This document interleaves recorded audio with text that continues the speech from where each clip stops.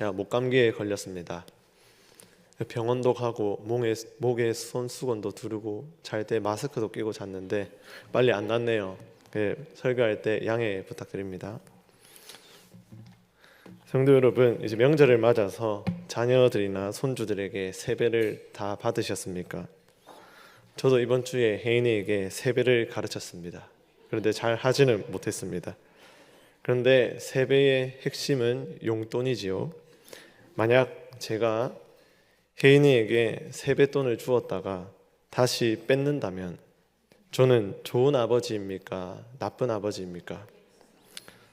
그렇다면 하나님께서 은혜를 우리에게 베푸셨다가 마치 거두시는 것처럼 보인다면 우리는 하나님을 여전히 선하시다 고백할 수 있겠습니까? 오늘 본문에서 하나님은 극심한 가뭄 속에서 사르밧 과부에게 생명의 은혜를 베푸셨습니다. 그런데 그녀의 아들이 위중한 병으로 갑자기 죽게 되었습니다. 마치 하나님께서 은혜를 거두신 것 같은 느낌이 듭니다. 사실 먹고 사는 문제보다 더 큰 것이 아들이 아니겠습니까? 그렇다면 하나님은 이 아들의 죽음 사건을 통해 우리에게 어떤 복음을 제시하시는지 오늘 말씀을 상고하고자 합니다. 오늘 본문은 극심한 가뭄을 배경으로 시작합니다. 하나님은 엘리야를 통해 내 말이 없으면 수년 동안 비도 이슬도 내리지 아니하리라 이렇게 말씀하셨습니다. 이것은 단지 자연재해가 아니라 율법의 저주입니다. 이스라엘 백성들이 바알을 숭배했기 때문이죠. 단지 한 개인이 바알을 숭배하는 차원이 아닙니다. 전 국가적인 사업이었습니다. 특히 아합 왕은 시돈 왕 엣 바알의 딸 이세벨과 혼인함으로 바알 신앙이 이스라엘 전역에 확산되게 되었습니다. 이러한 숭배로 인해서 전 국가적인 바알 숭배로 인하여 언약의 저주가 백성들에게 임한 것입니다. 그런데 이 저주가 이스라엘 땅에만 한정되지 않았습니다. 시돈 땅에 속한 사르밧 땅에도 가뭄이 극심했습니다. 오늘 본문에서도 그 사르밧 땅에 평범하게 살아가던 과부는 마지막 남은 한 끼를 아들과 먹고 죽을 생각이었습니다. 그런데 그 사르밧이라는 땅, 시돈 땅 사르밧이라는 곳은 바알 신앙의 본거지입니다. 아합 왕의 아내였던 이세벨이 바로 시돈 출신입니다. 그런데 바알은 비를 주관하는 신입니다. 그런데 그곳에 극심한 가뭄이 임했습니다. 그래서 이 가뭄 앞에서 바알의 신도들이 얼마나 열정적으로 기도했겠습니까? 성적인 제의뿐 아니라 인신제를 드리며 비를 달라고 기도했을 것입니다. 그러나 단 한 방울의 비도 내리지 않았습니다. 하나님은 이곳으로 엘리야를 보내셨습니다. 바알의 거짓됨과 여호와의 참되심을 드러내기 위함입니다. 그러나 결정적인 이유는 하나님께서 사르밧 과부에게 은혜를 베푸시기 위함이었습니다. 온 땅에 가뭄이 극심했지만 오직 한 사람, 이방 여인 한 사람에게 하나님께서 은혜를 베푸시기 위해 엘리야를 그곳에 보내셨던 것이죠. 그리고 엘리야를 통해 그 여인은 극심한 가뭄 속에서 생명을 유지할 수 있었습니다. 하나님께서 그녀에게 은혜를 베푸셨지만 동시에 그녀 또한 여호와께서 보낸 선지자의 말을 믿었습니다. 바로 열왕기상 17장 14절 말씀입니다. 나 여호와가 비를 지면에 내리는 날까지 그 통의 가루가 떨어지지 아니하고 그 병의 기름이 없어지지 아니하리라. 이 말씀을 믿음으로 인하여 하나님께서는 통의 가루와 병의 기름이 떨어지지 않게 하시고 그녀의 식구가 생명을 유지할 수 있도록 하셨습니다. 이스라엘 백성들은 하나님의 말씀을 믿지 않았지만 이방 여인은 그 말씀을 믿음으로 은혜를 받은 것입니다. 이러한 하나님의 의도는 신명기 32장 21절에 잘 나타납니다. 그들이 하나님이 아닌 것으로 내 질투를 일으키며 허무한 것으로 내 진노를 일으켰나니 나도 백성이 아닌 자로 그들에게 시기나게 하여 어리석은 민족으로 그들의 분노를 일으키리라. 이 이방 여인이 구원받은 것은 이스라엘 백성들로 시기 나게 만드는 것입니다. 사도 바울도 이 일로 인해서 이런 말씀을 했습니다. 로마서 11장 11절에 보면 그들이 넘어짐으로 구원이 이방인에게 이르러 이스라엘로 시기 나게 함이니라. 예수님께서도 이렇게 말씀하셨습니다. 누가복음 4장 26절에 보면 엘리야가 그 중 한 사람에게도 보내심을 받지 않고 오직 시돈 땅에 있는 사렙다의 한 과부에게 뿐이었으며, 이런 본문들이 보여주는 것은 이스라엘로 태어났거나 또는 명목상 이스라엘 백성이라서 구원받는 게 아니라는 뜻입니다. 하나님의 말씀을 믿고 순종하는 자가 구원받는 것이죠. 하나님은 이 이방 여인의 구원을 통해서 이스라엘 백성들의 믿음을 지적하고 계시는 겁니다. 이스라엘 백성들은 바알을 믿었지만 한 과부는 하나님의 말씀을 믿음으로 순종하였습니다. 그런데 놀랍게도 바로 그 은혜를 받은 자리에서 오늘 본문의 사건이 일어나게 됩니다. 하나님께서 생명을 보존해 주신 그 집에 갑작스러운 죽음이 찾아왔습니다. 과부의 아들이 죽은 것이죠.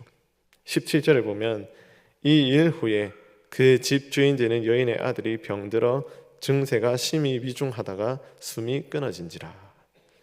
하나님이 은혜 주신 곳에서 죽음이 발생했습니다.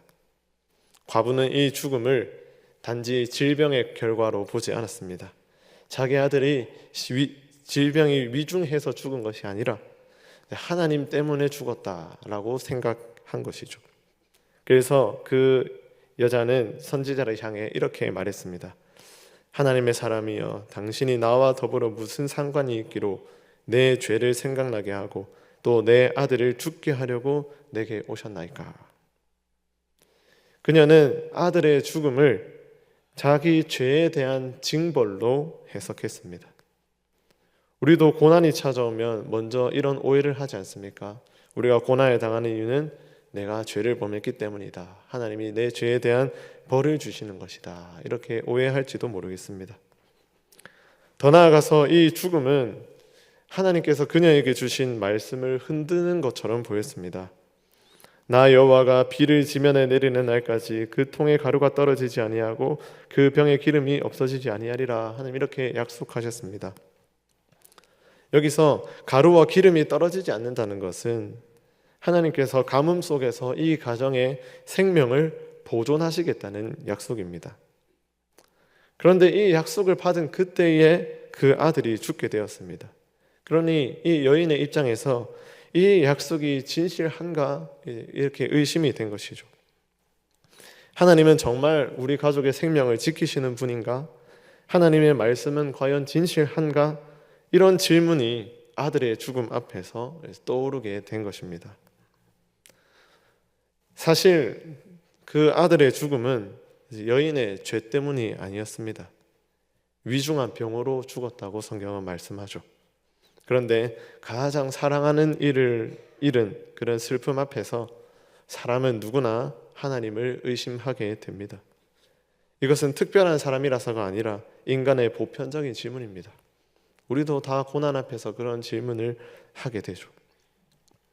바로 근데 그 지점에서 두 가지 질문이 떠오릅니다. 첫 번째는 하나님은 과연 약속대로 그녀의 식구를 보존하시는가?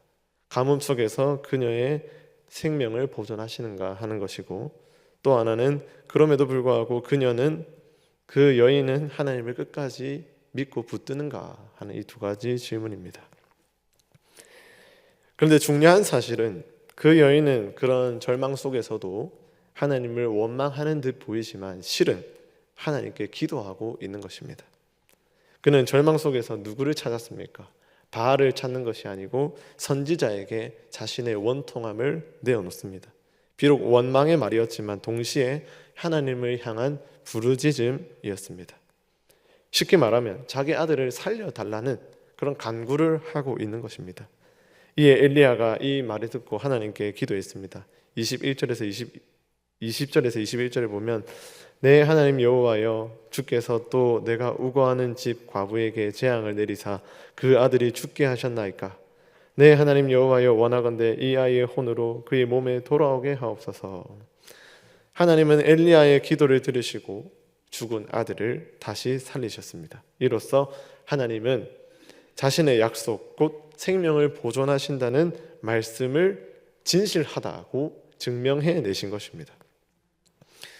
그렇다면 하나님은 왜 과부에게 이런 일들을 허락하셨을까요? 가뭄 속에서 은혜를 베푸시고도 그녀의 아들을 죽음에 이르게 하신 것처럼 보이는 이런 상황, 하나님은 왜 이런 상황으로 몰아가셨을까요? 그 이유가 무엇인지 몇 가지 살펴보겠습니다. 첫 번째로 하나님은 이 사건을 통해서 이 여인이 가지고 있던 가치관을 근본적으로 바꾸고자 하셨습니다. 이 여인도 시돈 땅 사렙다 지역에 살았습니다. 시돈의 문화, 즉 바알의 문화 속에서 살았던 사람이죠. 바알의 중심지에서 살았으니 그녀의 모든 생각과 판단과 삶의 방향은 바알에게 기울어져 있었을 것입니다. 그 땅의 가치관은 비와 풍요를 얻기 위해서는 바알을 자극하고 종교와 욕망이 뒤섞인 삶을 살았습니다. 바알을 기분 좋게 만들어야, 바알에게 잘해야, 바알에게 빌어야 자신들이 원하는 것을 얻는다라고 하는 것이 그들의 가치관이었습니다. 그러나 그것은 결코 참된 복이 아니었습니다. 바알은 보십시오. 가뭄을 해결할 수도 없습니다. 하나님이 내리신 언약의 저주를 해결할 수 없습니다. 생명을 줄 수도 없습니다. 아무것도 할 수 없는 그냥 무가치한 존재입니다. 하나님은 이 사건을 통해 오직 여호와만이 참 하나님이시요 온 세상의 주권자이시요 참된 복을 주시는 분이란 것을 그 여인에게 계시하신 것입니다. 결국 죽음 이후에 그 여인이 했던 고백은 바로 하나님의 말씀이 진실하다는 것입니다. 이것은 바알이 주인이 아니라 하나님만이 참된 왕이시다 하는 이런 믿음의 고백이었습니다. 두 번째 목적은 하나님의 이 일을 통해서 참된 복이 무엇인가 여인에게 알려주셨습니다. 여인에게 복은 가뭄 속에서 생명을 유지하는 것입니다.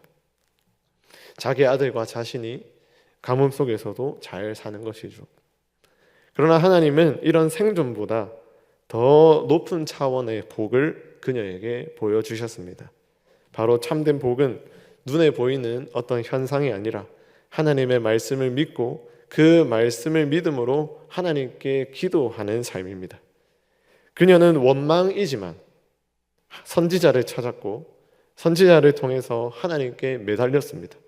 하나님께 자기 아들을 살려달라고 기도했습니다. 그리고 하나님은 그 부르짖음을 들으시고 응답하셨습니다. 거짓 신은 듣지도 못하고 구원하지도 못하고 기도를 들을 수도 없고 그 기도에 응답할 능력도 없습니다. 그러나 살아계신 하나님은 기도를 들으시고 그 아이를 살려주시는 분입니다. 그러므로 참된 복이란 무엇입니까? 하나님께 기도할 수 있다는 그 자체가 바로 이미 우리에게 주어진 복인 셈입니다. 하나님은 그 여인에게 이것이 바로 참된 복이란 것을 알려주셨습니다. 세 번째로 하나님은 이 사건을 통해 이스라엘을 깨우치고자 하셨습니다. 한 이방 여인이 말씀을 믿고 기도함으로 생명을 얻었고 그 아들이 살아났습니다. 이 사건을 보는 이스라엘 백성들은 얼마나 시기하고 질투가 나겠습니까? 그들이 하나님의 백성이고 하나님의 백성들의 기도를 듣는 것이 하나님인데 이 사건을 보면서 그들은 시기하고 질투했을 것입니다. 실제로 하나님은 이 사건을 통해서 백성들이 하나님께 다시 돌아오기를 바라고 원하셨을 것입니다. 하나님은 이 사건 후에 엘리야를 사마리아 땅으로 보내셔서 비를 내리겠다고 말씀하셨습니다. 그런데 이스라엘 백성들은 이 말을 믿었을까요? 믿지 않았을까요? 아무도 믿지 않았습니다. 오히려 비가 내린다고 하는 선지자를 대적하고 대항하였습니다. 그럼에도 불구하고 하나님은 비를 주심으로 이스라엘 백성들에게 은혜를 베푸셨습니다. 그렇다면 이스라엘 백성들이 사르밧 여인이 하나님의 은혜를 받아 생명을 유지하는 이 사건을 보면서 그들은 무엇이 필요할까요? 단지 비가 내리는 것이 아니라 사르밧 과부처럼 하나님의 말씀을 믿고 기도하는 것이 가장 필요했습니다. 하나님을 찾는 것이야말로 참된 복이고 하나님을 찾을 때 하나님은 구원을 베푸십니다.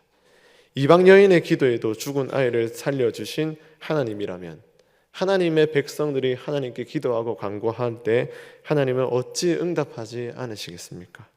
하나님은 이 사실을 백성들에게 가르쳐 주고 계신 겁니다. 하나님은 기도하는 과부를 통해 하나님을 찾는 자에게 은혜를 베푼다는 것을 분명하게 보여주셨습니다. 마지막으로 하나님은 그녀의 아들을 살리심으로 더 큰 소망을 주셨습니다. 여인의 입장에서 하나님이 은혜를 베푸셨다가 자신의 아들의 그 숨이 끊어지니 하나님께서 은혜를 거두셨다라고 생각했을지 모르지만 하나님은 이 아들의 죽음 사건을 통해서 그녀에게 더 큰 소망을 제공하셨습니다. 바로 부활의 소망입니다. 하나님은 그 아들을 살리심으로 그 부활의 소망을 예수 그리스도를 통해 주실 것을 내다보고 그녀에게 은혜를 베푸신 것이죠. 하나님은 장차 이루실 더 큰 구원을 그 아들의 죽음 속에서 미리 비추어서 그녀에게 보여주셨습니다. 하나님께서는 우리에게 가장 큰 은혜로 자신이 가장 사랑하는 아들을 내어주셨습니다. 그리고 그 아들을 십자가에서 내어주셨습니다. 그리고 사흘 만에 다시 살리심으로 우리에게 영생과 부활의 소망을 확증해 주셨습니다. 하나님께서는 그 여인의 아들을 살리심으로써 이 부활의 소망을 그 여인에게 주셨고 그 부활의 소망을 붙들고 가뭄과 어려움 속에서도 살아갈 수 있는 힘과 능력을 베푸셨습니다. 그러므로 우리도 이 아들의 죽음을 통해서 하나님은 그리스도를 부활하게 하셨다는 진리를 찾을 수 있고 그리스도를 부활하게 하신 하나님이라면 우리에게 또한 영생과 우리 또한 부활하게 될 것을 하나님은 오늘 본문을 통해 말씀하고 계십니다. 죽음을 넘어서 생명을 이루시는 하나님의 구원이야말로 우리의 가장 궁극적인 위로이고 영원한 복임을 오늘 말씀을 통해 우리에게 주고 계십니다. 말씀을 정리하겠습니다. 성도 여러분, 하나님은 때로 은혜를 주셨다가 다시 거두시는 분처럼 보일 때가 있습니다. 그러나 오늘 성경 말씀은 우리에게 분명히 증언합니다. 24절의 고백 우리 한번 같이 읽어보겠습니다. 시작. 여인이 엘리야에게 이르되 내가 이제야 당신은 하나님의 사람이시요 당신의 입에 있는 여호와의 말씀이 진실한 줄 아노라 하니라. 아멘. 하나님은 이 죽음 사건을 통해서 하나님의 말씀이 진실하다는 것을 드러내셨습니다. 이 고백은 사르밧 과부의 고백이며 동시에 고난당하는 우리 모든 성도들의 고백인 줄 믿습니다. 사람의 눈에는 현실과 약속 사이에 그런 괴리가 있는 것처럼 보이지만 하나님은 그 괴리 너머에 더 큰 소망을 준비하고 계십니다. 사르밧 과부는 아들의 죽음을 통해 비로소 하나님께서 여호와께서 참 하나님이심을 알게 되었고 단지 생존보다 기도할 수 있다는 것이 참된 복임을 알게 되었습니다. 또 죽음 이후에 주어지는 큰 영생과 부활의 소망을 갖게 되었습니다. 이것이 바로 하나님이 자기 백성을 다루시는 방법입니다. 하나님은 은혜를 거둔 것처럼 보이지만 실은 은혜를 거두신 것이 아닙니다. 그를 통해서 더 큰 은혜를 준비하고 계셨습니다. 하나님은 이미 그 증거를 우리에게 확실하게 보여주셨습니다. 바로 십자가에서 자신의 아들을 내어주셨다가 사흘 만에 부활하게 하신 것이죠. 성도 여러분, 우리가 고난 속에서 붙들어야 할 복음은 소망은 바로 예수님의 부활입니다. 죽음을 이기신 이 부활의 생명은 우리에게도 영생을 가져다 주며 우리에게도 부활할 것을 소망하도록 만듭니다. 우리의 현실은 우리 믿음을 흔들 수 있어도 하나님이 주신 은혜와 구원은 우리를 결코 흔들리지 않도록 만듭니다. 따라서 우리에게 현실에는 눈물이 있지만 우리의 마지막은 눈물이 아니라 소망으로 가득하게 됩니다. 그러므로 성도 여러분, 하나님의 은혜가 이해되지 않을 때가 있다 하더라도 하나님만을 붙드시기를 바랍니다. 기도가 눈물로만 나올 때에도 하나님께 나아가시길 바랍니다. 원망 섞인 일들이 많이 있다 할지라도 하나님께 원망을 토로한다 할지라도 하나님의 손을 놓지 마시기 바랍니다. 모든 것이 끝난 것처럼 보이는 그 자리에서도 생명을 주시고 부활과 영생의 소망을 주시는 분이 하나님이심을 굳게 신뢰하시길 바랍니다. 그러면 사르밧 과부처럼 하나님의 말씀이 진실하며 하나님이 살아계시다 고백하게 될 것이고 마침내 부활 소망으로 죽음을 초월하게 될 것입니다. 이러한 은혜가 저와 성도님들에게 가득하기를 삼위 하나님의 이름으로 축복합니다.